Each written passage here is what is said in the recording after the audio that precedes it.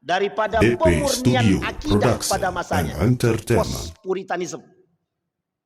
Siapa yang mempelopori hal tersebut? Kiai Haji Ahmad Dahlan pada masanya. Untuk kilas balik Indonesia. Yang kemudian pada masa itu todongan banyak. Yang menganggap bahwa apa yang dilakukan Kiai Haji Ahmad Dahlan itu adalah bentuk daripada pengacauan umat dan pembelah. Mereka tuduh begitu. Alasannya kenapa? Alasannya menghapus yang disebut dengan bid'ah, tahayul dan khurafat. Yang kelak di akhir zaman itu menjadi fitnah terbesar. Dalam bahasa lain fitnah syubhat. Anak daripada fitnah syubhat itu kelak ada namanya bid'ah. Dan Nabi bilang dalam hadisnya, kelak di akhir zaman itu kata Nabi, pelaku-pelaku bid'ah itu bertebaran. Dan sangat banyak sekali.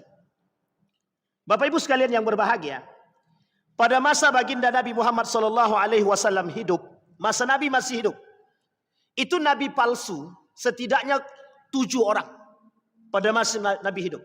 Itu ada 7. Nabi masih hidup. Sampai Nabi bilang begini, satu ketika Nabi ingin memberikan harta rampasan kepada para sahabat, diberikan kepada para pejuang. Datang seorang pemuda bernama Dzulkhuwaisirah. Ini perlu diingat baik-baik nama ini. Dalam sejarah nama ini punya peran besar dalam memecah belah umat, termasuk membunuh para sahabat.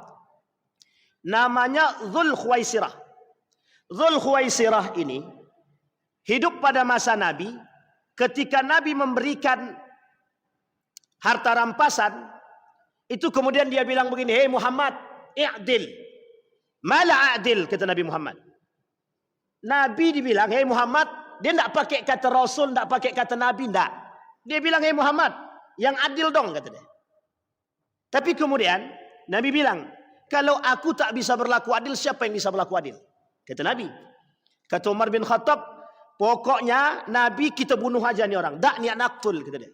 Ini Umar bin Khattab karakter dia. Umar paling anti dengan kesesatan, paling anti. Sehingga bagi Umar kesesatan itu, bagi pelaku kemusyrikan itu nyata.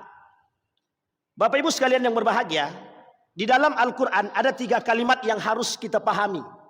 Yang pertama ada yang disebut dengan kafaru. Kalimat kafaru ini itu disandarkan kepada siapa?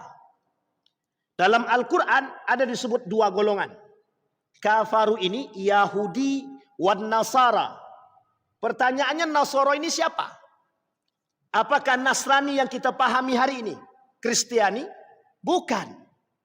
Coba sandingkan kalimat itu dalam